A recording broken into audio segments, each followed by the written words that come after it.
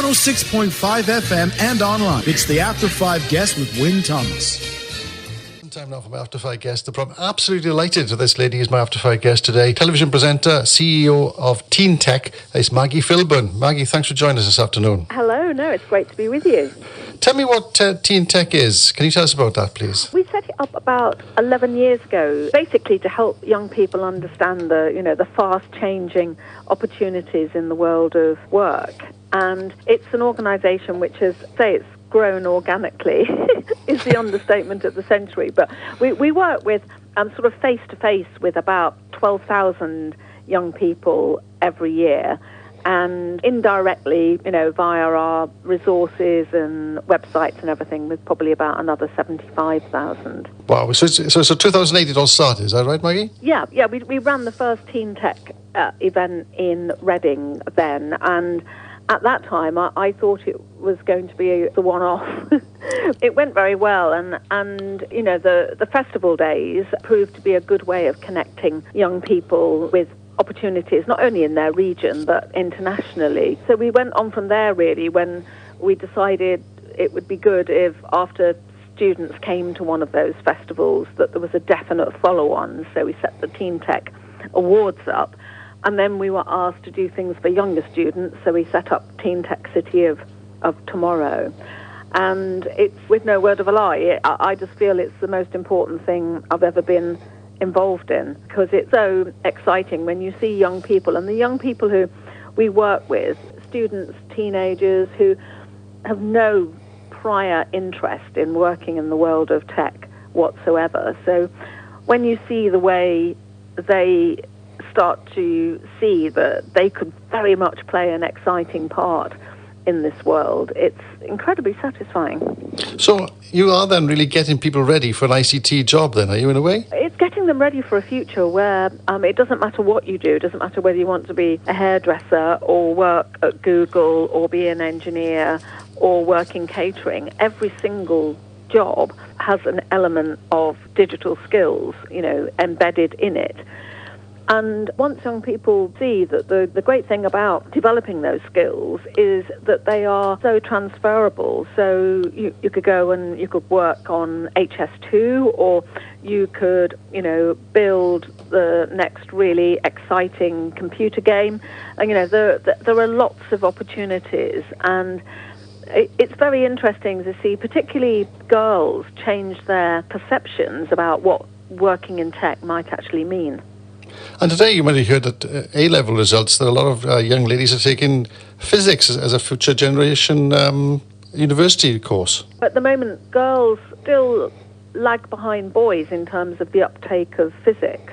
But I think, one of the reasons that they don't understand perhaps the applications of those subjects, and it can feel very academic, very remote from real life. It's quite interesting. We have done some quite focused work with certain schools where in some schools they could see that girls were taking subjects like biology but avoiding physics. Yeah. And over a 3-year period, because these things don't happen just at the drop of a hat, the number of girls taking physics in that particular school went up from 43% to 87.5%. Wow. And it was, one of the reasons was that by taking part in a TeenTech Award program where they'd worked on real-world projects, and that helps put physics into context, and so they could see the point of a subject like that. Lots of awards. Can you name a couple for us that you've actually won? The TeenTech Award program, we have about 20 different categories. Oh, right, okay. Where they cover everything from the future of entertainment to the future of transport, the future of food, the environment. So, but basically we set it up so that the students could work on ideas that mattered to them, and we thought about the industries of the future, and no matter what the students think they would like to develop, there's a category it will slip into. The projects are driven by young people, so we're not giving them a particular challenge.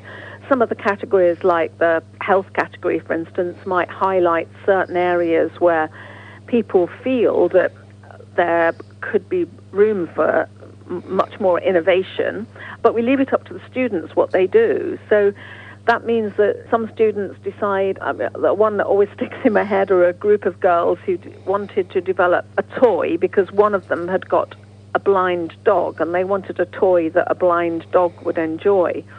And that was their starting point. And because they were really interested, they'd got a focus and a context for what they wanted to learn. That this dog that was blind was also very destructive. So we put them in touch with a materials science department at a university. Now, these students were 12 years old, and if you talk to them just about materials science in isolation, they probably wouldn't have been very interested. But because they had a context, they wanted to find the right material to 3D print a toy for this dog. They went along with this, and they developed a great project. And so it's just an example of, that some of the ideas might be slightly left field. Some of them will be tackling global issues from plastic pollution to poverty to water provision in countries. But others are very much driven by personal stories. They have grandparents who have got Alzheimer's, or there's someone in the family who's got a particular disease. We had a project this year from a girl whose mother had inherited a genetic condition, and her project was based around that particular condition. So it often offers a fascinating window on the breadth of interests that teenagers actually have. Now, you mentioned TeenTech City of Tomorrow, a school which, amongst others, is a Welsh school, isn't it, which is involved in this? Tell us about that, please. Yeah, with City of Tomorrow, what we decided to do was to really scale what we were doing.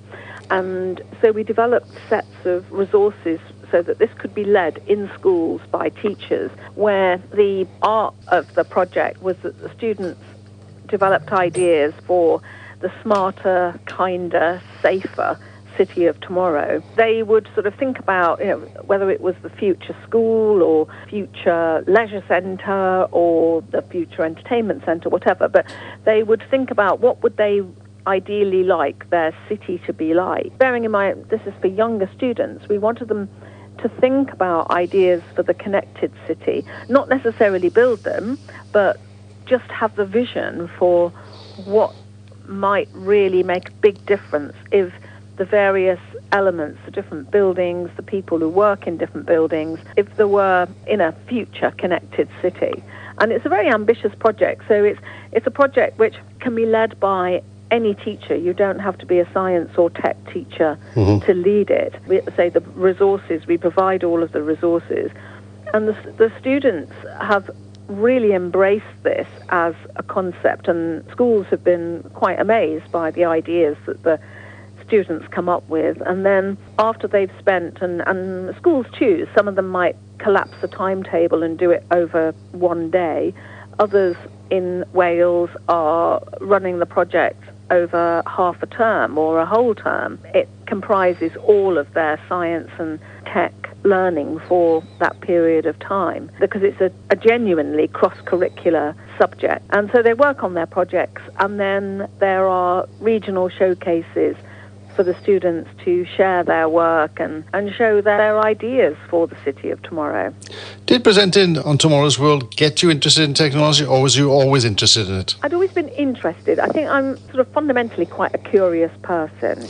So I'm interested in people, and I'm interested in things. And as a kid, I'd like many, and this is something that we see happening with teenagers now, is that I was good at science and maths, and I thought, well, how might I use this? And the only option I could see was being a vet or being a doctor. And sadly, chemistry was not my forte. So as soon as I realised there was no hope of me ever passing chemistry, I sort of dumped the idea of being a vet, and I took arts subjects. And no one had talked to me about engineering or other possibilities, but I never lost that interest, curiosity in technology. My dad, funnily enough, he was an accountant, but based on a farm, and so in a funny kind of way, there was quite a lot of science and technology, whether it was the massive combines or whether it was their decision on that farm, to be organic at a time when that was not a very trendy thing to do. So there was quite a lot of things in my own life which I found very stimulating, and because there was nothing like TeenTech for me as a kid, I couldn't see any way of connecting all of those things and turning it into a job that I might do. And so I did English and drama at university and was fortunate enough to be given the opportunity to work on Swap Shop straight out of, which was a children's programme for the BBC, straight out of university. One thing sort of led to another, and a producer saw me doing an item on Swap Shop about the cotton mills, I think it was, and thought, oh, she can explain things. And that was literally why I was offered the job on Tomorrow's World. I was just so fortunate. It just felt like coming home. It was just wonderful that I had that opportunity later on that I might not have expected. And I think that's also been something that I've very much borne in mind when I talk to young people about how life is not usually linear. There are certain career choices, such as being a vet, which is very linear. So you do certain subjects, you do a certain vocational course at university, you become a vet. For many jobs in the future, that sort of trail is not linear. It's much more zigzaggy. Being able to develop, most of all, a willingness to learn new things will become increasingly important, and not to be afraid of not knowing something, because you can always find it out, you can always learn it. Now, this interview came together because you was in Swansea recently and met my colleague Carl Burtonshaw, who arranged this interview, and you were there to receive an honorary degree. What did that come about? Why you were getting an honorary degree from Swansea? Well, I was very, very honoured that they gave it to me, and they actually wanted to give it to me last year. The degree ceremonies clashed with things that I was doing with young people, and so they kindly postponed it for a year so that I could put it in my diary. It was a lovely citation, and it was recognising, I think, principally the work that I'm doing with young people. And incidentally, I'm not doing this on my own. I've got a great team, and we do everything by collaborating. That's why we've been able to achieve and reach so many young people. So, in fact, the University of Wales have been very supportive and have helped students, TeenTech students, and they've come to events and they run activities at TeenTech events. It was very lovely on behalf of everybody who works at TeenTech that we were given that recognition. Felt very, very proud. And in Wales, there were some teachers who were kind enough to say TeenTech has reminded them about why they became a teacher in the first place. That's marvellous. To see those teachers now doing so many creative and imaginative projects with their young people in their care is just fantastic. It's what makes me get up in the morning. I loved a little story about your daughter, Rosie, who was named after a producer you worked with on Swap Shop. Yes. I feel that I owe everything to this wonderful, wonderful woman who invented Saturday morning television. And she was, I think people often imagine that the person who invented Saturday morning telly would have been a sharp young producer, probably male, but it was Rose, and she was probably then in her late 50s, but she was a fiercely intelligent woman, but with a wonderful sense of fun and a great understanding of young people and what made young people tick, and was absolutely committed to producing sort of quality BBC programmes for those young people. She was the most inspiring person to work with. She took a massive gamble with me, for which I'm forever grateful. When I was pregnant, Keith and I sort of were thinking about names, as you do, and when it came to a girl, it was a slam dunk. We agreed we wanted to call her Rose. I know you done 2 seasons of Bang Goes the Theory, invested in science for young people, but do you think that Tomorrow's World program should come back somewhere? Yeah, I absolutely do. Just before this last Christmas, we did a 2-hour Tomorrow's World live special, and it went down so well with the audience. There was obviously quite a lot of nostalgia in it. We did a fair share of future gazing too, and The reaction was extraordinary, and I think it's a puzzle. I do wish I'd had a fiver for the number of people who come up and go, oh gosh, there should be Tomorrow's World should be on our screens now. Marvellous, and marvellous. So I have to say it's a puzzle to me why the BBC don't bite the bullet and do it again. We do live in a world where it's just so important to understand everything, whether it's the implication of face recognition software appearing on our streets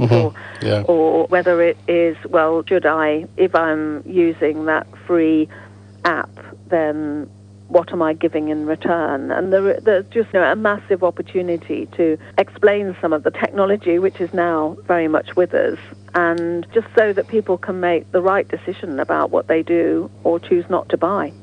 Well, it's been marvellous talking to you. I mean, I've watched you many times on television. I used to watch Swap Shop as well on a Saturday morning with my, as well. I used to celebrate my children, but really I wanted to watch Noel Edmonds.